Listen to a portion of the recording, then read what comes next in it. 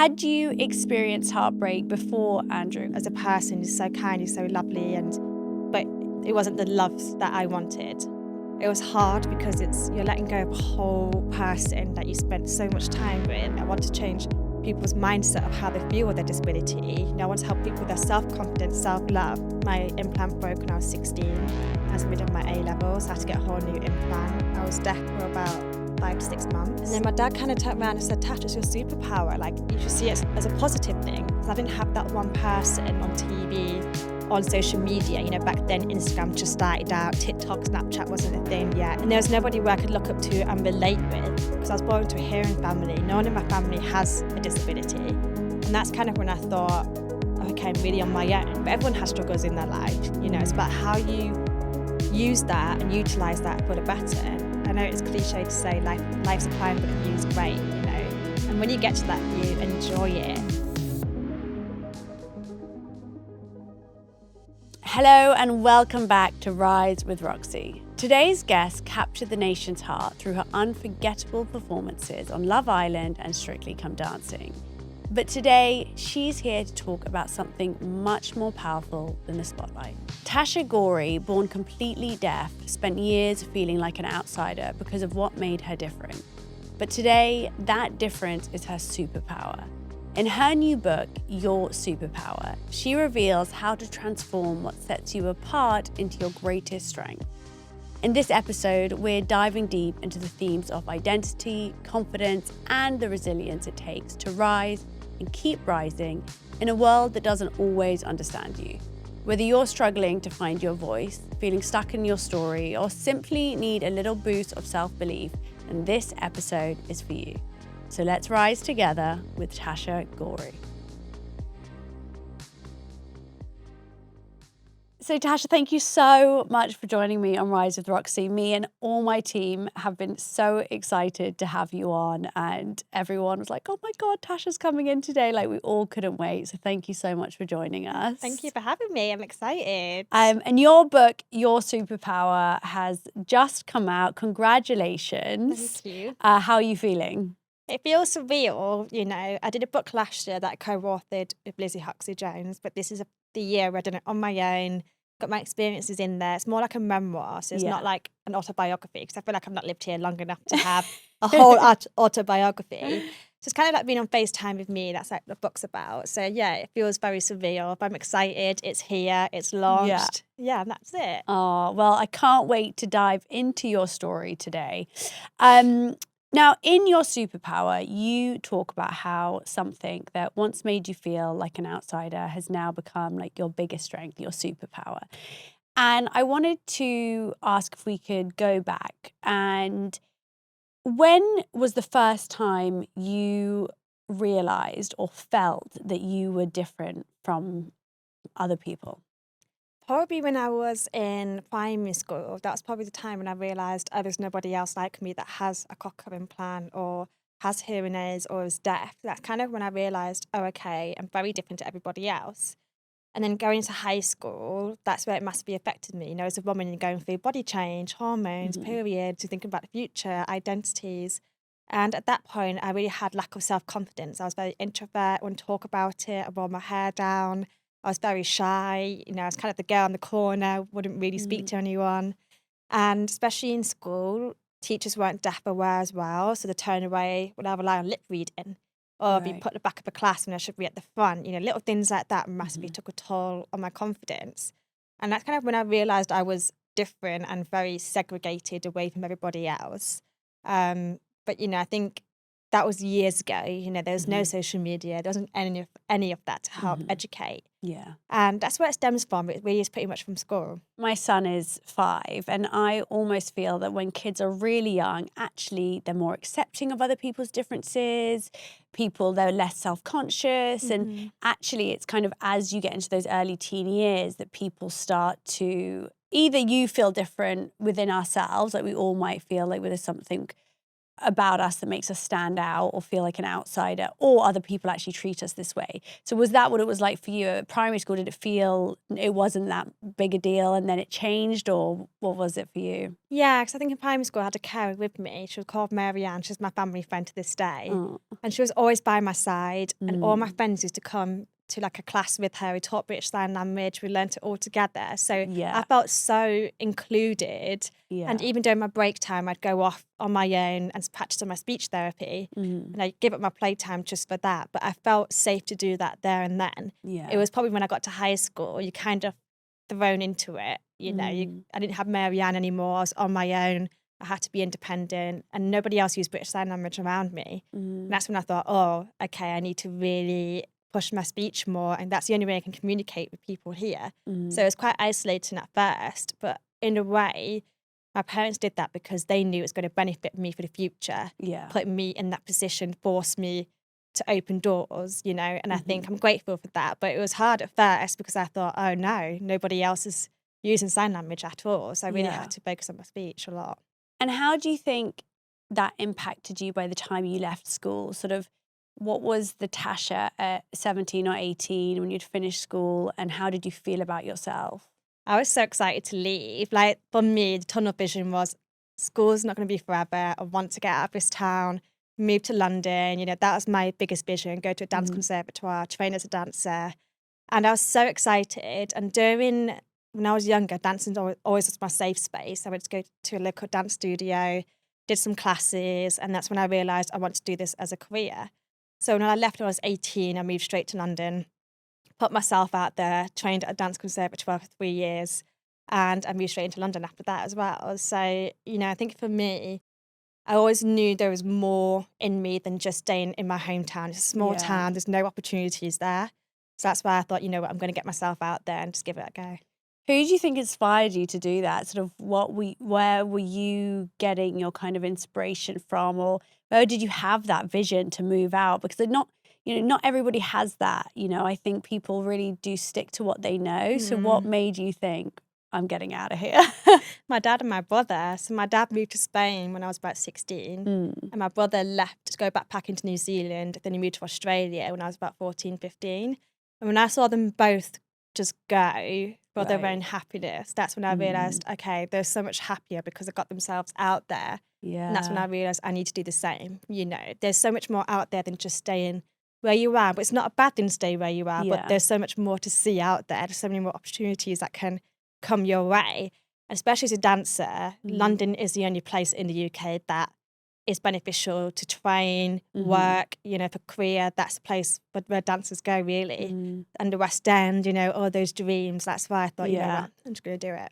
I love that. I love that you've said that your dad moving when you were 16 was part of you wanting to do it, because I think that as parents, I think it's so important to realise that we are showing our children the importance of independence, of doing things for ourselves. And I think that sometimes as parents, we can think that their happiness is the most important thing, which it is. But actually, kids are watching what's making their parents happy and copying that. And you've just given such a clear example of that. And just as a parent, I think that's really nice to hear. Wow. So you've shared that you don't view your deafness as a disability, and in fact, it's your superpower.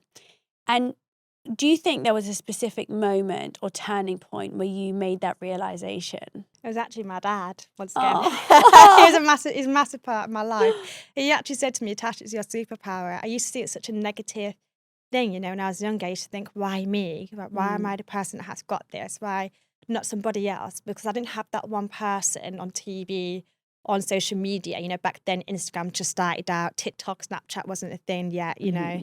And there was nobody where I could look up to and relate with, because I was born into a hearing family. No one in my family has a disability. And that's kind of when I thought, okay, I'm really on my own. So sometimes I went through really hard struggles, not necessarily they would understand. And then my dad kind of turned around and said, Tash, it's your superpower. Like, you should see it as a positive thing. Of course, there's side struggles that come with it, but everyone has struggles in their life. You know, it's about how you use that and utilize that for the better and what you can do with that. And he really opened my eyes, and I thought, you're right. You know, that's when I realized I want to change people's perspectives on it. I want to change people's mindset of how they feel with their disability. You know, I want to help people with their self-confidence, self-love. And that's what made me realise because of my dad. And that's when you Oh, know, he really pushed me to do that. how old were you then? I was about 16, 17, I would say, So just before you were going to go on this new journey. Probably the best thing he ever said to you then. Yeah, massively. Oh, that's so beautiful. And, you know, one thing that I was thinking about when I knew I was coming down to speak with you, I wanted to hear your opinion on this, because I think having a disability, I want to know your answer to this, is that, do you think people are inherently kind and good people? Or has your experience been that people are more ignorant and judgmental? For me, perceptions have changed. You know, even when I was on Love Island, I had a lot of ableism. I spoke openly about that. There's a lot of judgment around the way I spoke. You know, people writing, I want to take out a cochlear implant, throw it in a pool. You know, it was really, really bad. And that was the first time I really experienced that kind of judgment. Even before that, I think people were scared to ask questions about it. You know, people wouldn't really come over and say, oh, what is that in your ear? Or, Yeah. you know, I think people got scared to do that. So then after Love Island, all that happened, I kind of thought, okay, this is a good time to kind of educate people and say, it is okay to come over and ask about it. You know, we're not robots. We're not going to turn away and not even answer the question, you know. And I think from then, the more I've been speaking about it, the more people are interested. The more people are like, oh, it's okay to ask you about it. It's okay to be more understanding. You know, it's a safe space. So I think now it has changed because people use our platforms now. Whereas back then, I think people were more hesitant and more scared to even approach me. Or sometimes if I ask, please repeat yourself, sometimes people get annoyed and be like, oh, she's asked so many times to repeat myself, you know, things like that. Whereas now I think people are understanding if we do that, it's not because we're being annoying, it's because we didn't hear you the first time. Of course. So people, I think, are starting to learn and understand more for sure. Yeah. I mean, I can't even imagine, like it blows my mind that people would like be so mean and critical after Love Island.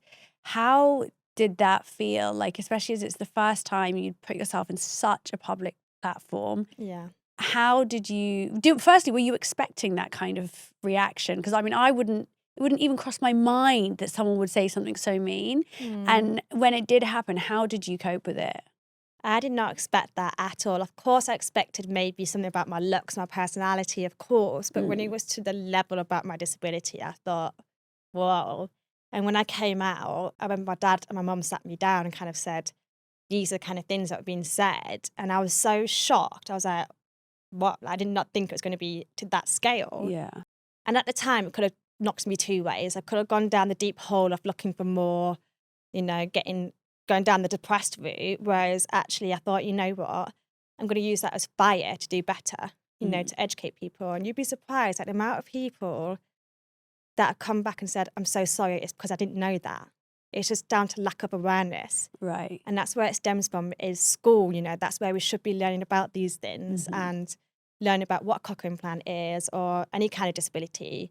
And that's where your brain is really developing at that age. So I think, you know, a lot of people kind of were surprised about why my voice sounded the way it did because they weren't educated on that. Yeah. So I came out and I said, you know what, I'm going to use my platform and just be a voice for everybody else that's going through the same thing. And I'm so glad that you did. And I'm so glad that you had that resilience and that perspective and have been gaining awareness. And that I'm sure that you must hear so many amazing stories of people and young people who have any kind of disability who you are inspiring so much. It must feel amazing. Thank you. What does confidence mean to you? I think it's about being proud of who you are. Like the way I see confidence is when I look at somebody, I'm like, I know you're confident because you're so comfortable with yourself. That's how I see it, you know. Yeah. And confidence, I believe, is not something that comes in a day. It takes time to even find the confidence in yourself. So I feel like it's definitely a self-love thing. If you really, truly believe in yourself and love yourself, I feel like that's where the confidence grows. And what do you think some of the steps that you've taken have been to gain confidence? I think for me, I love doing affirmations. I love journaling. That's kind of my thing that I love to do. And I think also, especially opening up. I don't know if that's like to link with that, but I think talking to friends and family, if you're ever feeling not confident, talk to people around you because they can pick you up. They're there to also help you and guide you. And I think also I love listening to music. Music's my thing. Like I put on Saturday's mega mix. I'm like, okay, good to go. Now I'm feeling really confident today. Yeah. It's finding little things that worked. But for me, that's what really worked. And Yeah. I know it sounds silly, but even looking in the mirror and just saying, you've got this. It's just something to yourself, like one sentence, to get you through it. That really helped. I absolutely love that. And if there's somebody listening and they are struggling with, maybe they feel that they are different to other people, and it could be for any number of reasons, and they have felt like they just can't find that sense of like self-worth that they need to really flourish in their lives, what would you say to that person? I would say take your time. It's not a race. Life's complicated enough as it is. You need to be kind to yourself. And I think we forget to be kind to ourselves. We deal with so much day in, day out. We take a toll on ourselves. We don't actually sit down and just breathe. Yeah. Just breathe, and it's going to be okay. I think that's what I would say to that person is it all will work out. Trust the process. Yes, I love that. I'm so about trusting the process. Yeah. I would love to talk a little bit about relationships and love. Yeah. And I think, I know in your book, Your Superpower, you spoke about heartbreak. And I really wanted to talk about this with you because I think that heartbreak can be one of the worst feelings in the world. It can be something that feels so lonely. I think it can make you feel so hopeless. And I know that when I've been in heartbreak, hearing other people's stories and hearing how they got through it has been so comforting. Yeah. So I was wondering if you wouldn't mind sharing a little bit about your experience with heartbreak. I think heartbreak's an interesting one. I always say there's different kinds of heartbreaks as well. Yeah. I feel like every heartbreak I've gone through have been such a different feeling. And how I deal with it, you always are going to find love again. It's always out there for you, whether that's a friendship thing or a relationship thing or a family thing. And to get through it, you have to let it happen. You have to feel the emotions. If you bottle it in, you're not going to move on from that. You have to let the emotions out. If you need to cry, cry. If you need to go into a room, smash things up, do it. Maybe not actually smash things up, but there's like rooms in London where you can actually go and do that. Is there? Yeah. Oh God, I love that. Like in a London, rage there's room. somewhere there's a room where you can just go in, there's plates in there and stuff, and you can just smash things up if you want to. I love that. Whatever you need to feel it. Heartbreak is so hard because you spend so much time with that person, you make so many memories, and you think the future with that person, and one day that can all change. And it's grieving. You need to grieve. It is a whole process, and it takes time. So it really is just about really feeling that emotion, and don't be afraid to grieve. It's not a bad thing. Yeah, I think that's so beautiful and so true. It really, because I always think that emotions, they are energy, and that energy gets stuck within you if you don't let it out or transfer it to a healthier emotion or a more positive emotion, or one that will make you feel better rather than hold you back. Yeah. Had you experienced heartbreak before, Andrew, or was that your first big heartbreak? I have experienced heartbreak from Andrew. Yeah. I did. And that was like a whole different relationship that I had before. And I was really young as well. And I feel like it's like a young thing, it's different because I feel like you really feel that heartbreak. Oh my God, there's nothing worse than the first one. It's different, isn't it? Like it's a whole different, I'm never going to find love again. Like it's that kind of heartbreak. So yeah, I had one before.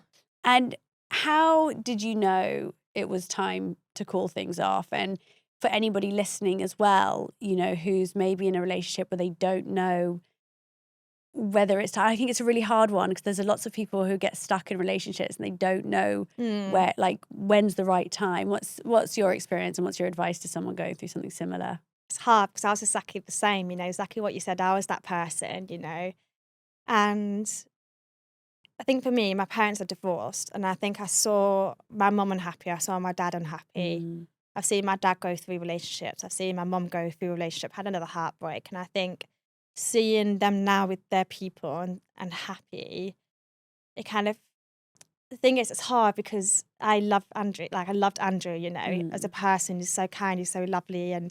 But it wasn't the love that I wanted. You know, there's different kinds of love I believe people have, and that's okay, you know, but somebody else will have that love from him that deserves that love. And I'm sure, I really do hope he finds somebody that has that. But for me, it's not the love that I wanted. And that's when I started to realize, actually, it's not a bad thing.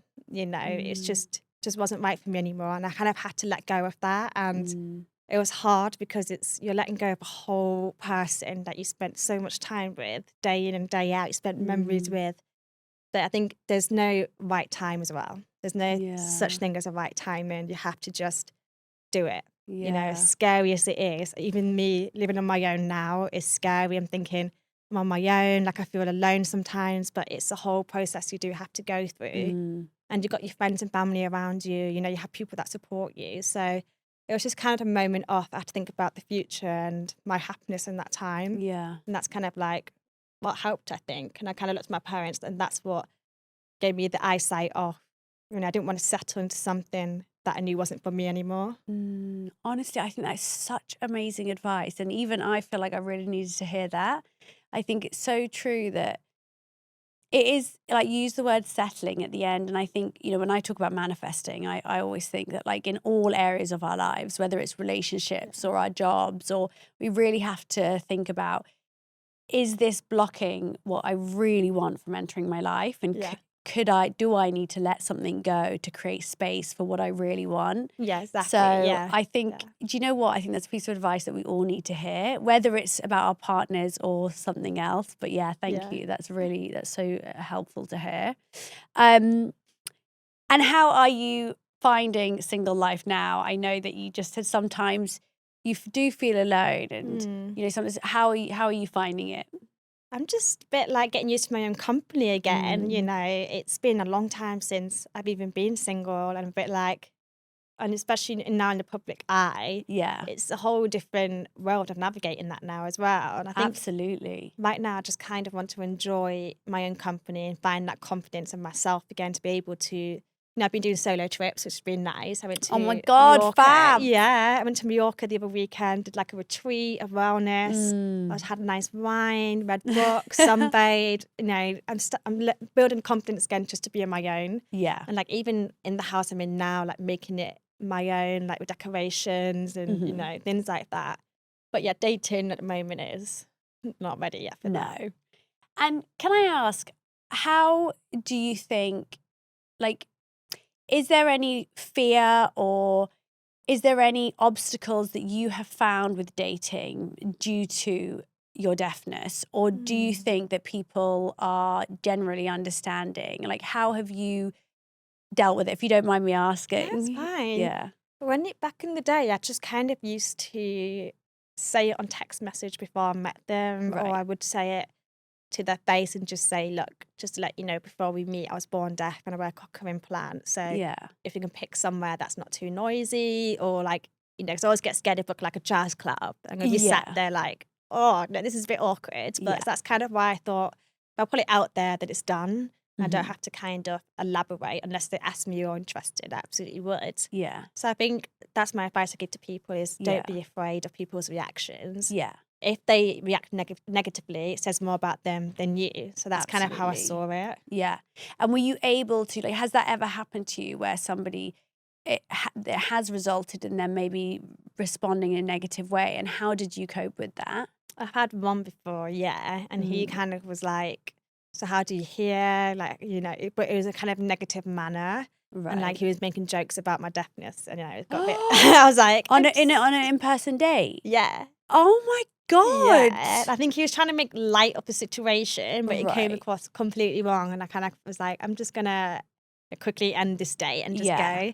But I think he just responded to it really weirdly. But, you know, like that just means that wasn't a person for me. Absolutely. That's okay. I love how you've obviously got such a like amazing mindset and attitude. Like in everything that you say, I think there's this real positivity that underpins everything. And do you think that's because you've said that it's your superpower, and do you think part of the reason it's your superpower is because it's built this resilience and inner strength within you? 100%. I think I went through my first operation when I was 5, and I had to go through speech therapy, and then my implant broke when I was 16. I was mid of my A levels, so I had to get a whole new implant. I was deaf for about 5 to 6 months, so I've gone through quite a lot of like obstacles, and I think that's what's made me more resilient, Yeah. and that's what made me think I had to adapt to many things.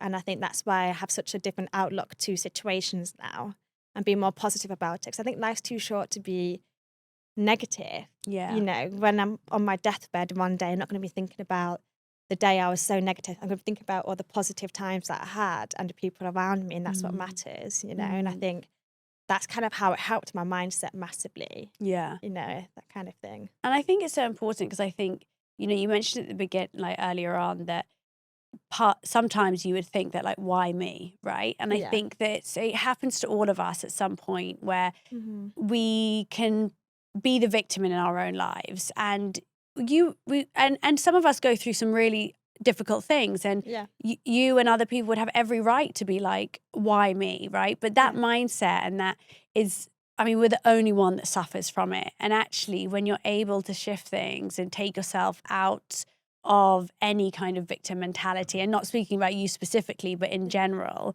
that's when your whole life begins to change. Yeah. Do you think it's that has helped you so much? Yeah, definitely. And I think when I was younger and I used to say, why me? And, you know, that was the time when I always say with social media, it can be a positive and negative thing. And when Rose went on TV, that was the first person when I went, there's somebody like me on TV, you know, on Strictly Come Dancing, you know, she was incredible. And then going on Love Island and then using social media, it's so amazing now to see there's so many people on there using their platforms to educate people and raise awareness about their disabilities or anything they're going through with struggles. So I think, you know, it can be such a positive thing. Yeah. And then back in the day when I used to be so negative on myself, I think it's just because I was so scared, you know, of accepting this is what I've got to deal with my whole life. And now I'm actually see it as like a gift to be able to use social media, use my platform for good. Yeah. So it did take time to have that adjustment away from the, you know, the victim kind of mentality. And now it's actually, I'm going to use it for good and use it as an opportunity. It really reminds me of, I had Simon Squibb on the podcast, and he was talking about how people can find their purpose. And he really said, like, find the thing that actually that's been the thing that you've struggled with, or what's been your pain point, and how can you use that to help others. And that's such an amazing way to find your purpose. And so I love that. I think it really resonates with what you've just said. Yeah, I love that. In Your Superpower, you talk about the importance of taking responsibility for your growth. So what does that mean to you? What does it mean to take responsibility for your growth? I think responsibility is not spoken about enough. You know, that people get scared to take responsibility, but that's how you mature and get more emotionally mature.